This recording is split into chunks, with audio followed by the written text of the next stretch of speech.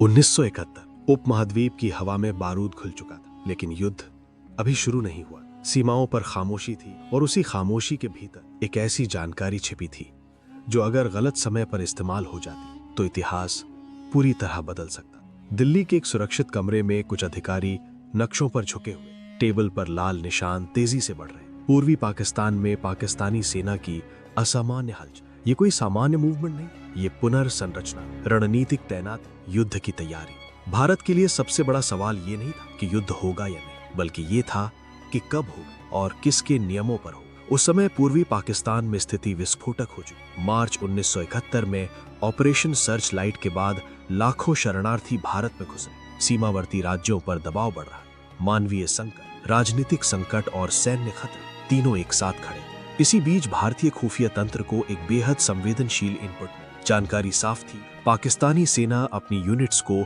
इस तरह पुनः तैनात कर रही थी कि वे दो मोर्चों के युद्ध के लिए तैयार हो सके। पश्चिमी सीमा पर दबाव बनाए रखते हुए पूर्व में निर्णायक कार्रवाई। लेकिन असली दुविधा यही शुरू। अगर भारत तुरंत प्रतिक्रिया देता तो अंतर्राष्ट्रीय स्तर पर उसे आक्रामक देश घोषित किया जा सकता था। अमेरिका पहले ही पाकिस्तान के करीब था, चीन का रुख अनिश्चित था, सोवियत संघ के साथ संधि अभी नहीं, पूरी तरह भरोसेमंद नहीं मानी जाए। दिल्ली में सवाल उठ रहा था, क्या अभी कदम उठाया जाए या इंतजार किया जाए?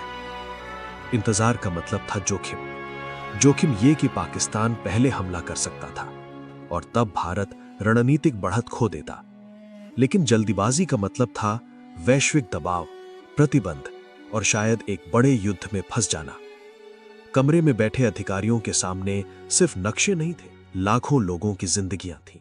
इस बीच जमीनी स्तर पर एक और खेल चल रहा था। पूर्वी पाकिस्तान में स्थानीय प्रतिरोध समूह मजबूत हो रहे थे।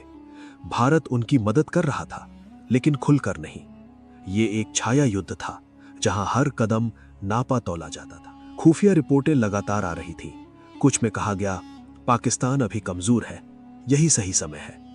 कुछ में चेतावनी थी, पश्चिमी मोर्चे पर जवाबी हमला भारी पड़ सकता है। दिल्ली में बैठकों का दौर चलता रहा। प्रधानमंत्री कार्यालय, सैन्य कमान, कूटनीतिक सलाहकार, हर कोई अपने तर्क दे रहा था। समस्या सिर्फ सैन्य नहीं थी, समय की। मॉनसून आने वाला था।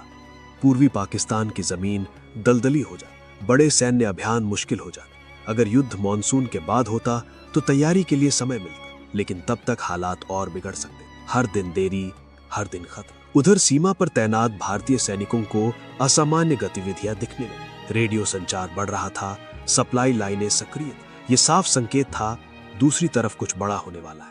लेकिन अभी भी अंतिम निर्णय नहीं हुआ था। दिल्ली में गहरी रणनीतिक सोच चल रही थी। क्या भारत ऐसा इंतजार करे कि दुनिया खुद देखे कि पाकिस्तान ने हमला किया और तब भारत जवाब दे? ये सिर्फ युद्ध जीतने की योजना नहीं, ये नैरेटिव जीतने की रणनीति थी। क्योंकि अंतर्राष्ट्रीय राजनीति में कभी कभी सच से ज्यादा महत्वपूर्ण होता है कौन पहले गोली चलाता है।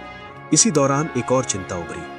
अगर पश्चिमी पाकिस्तान ने बड़े पैमाने पर हमला किया तो क्या भारत दो मोर्चों पर टिक पाएगा? सैन्य नेतृत्व का आकलन था, तैयारी के लिए समय चाहिए, जल्दबाजी नुकसानदायक हो सकती है। लेकिन राजनीतिक दबाव बढ़ रहा था, देश में गुस्सा था, शरणार्थियों की संख्या करोड़ के करीब पहुंच रही, अर्थव्यवस्था पर बोझ बढ़ रहा था। दिल्ली के गलियारों में एक ही सवाल गूंज रहा था, कितना इंतजार?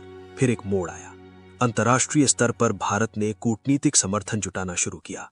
सोवियत संघ के साथ संधि ने रणनीतिक संतुलन बदल दिया। अब जोखिम थोड़ा कम दिखने लगा, लेकिन खतरा खत्म नहीं हुआ था। खुफिया इनपुट बताते रहे पाकिस्तान कुछ बड़ा प्लान कर रहा है। और फिर दिसंबर 1971 पश्चिमी मोर्चे पर अचानक हवाई हमले। जो महीनों से आशंका थी वो वास्तविकता बन गई। लेकिन इस बार भारत तैयार था। रणनीतिक इंतजार, खुफिया इनपुट, सैन्य तैयारी, कूटनीतिक समर्थन, सब एक साथ काम आए। पूर्वी मोर्चे पर युद्ध तेजी से आगे बढ़ा। दुनिया ने पहली बार देखा कैसे 13 दिनों में एक नया देश बन सकता है। लेकिन आज भी एक सवाल इतिहास के धुंधले पन्नों में छिपा है। अगर उस शुरुआती खुफिया जानकारी पर तुरंत कार्रवाई हो जाती तो क्या युद्ध पहले शुरू हो जाता? क्या अंतर्राष्ट्रीय समर्थन अलग होता? क्या परिणाम वही रहता? कभी कभी युद्ध मैदान में नहीं, निर्णय लेने के कमरों में जीते जाते। और 1971 सिर्फ बंदूकों की लड़ाई नहीं थी, समय की लड़ाई थी। क्योंकि उस साल जीत सिर्फ दुश्मन पर नहीं मिली थी, बल्कि सही पल चुनने पर। और इतिहास गवाह है, सही समय सबसे खतरनाक हथियार होता है।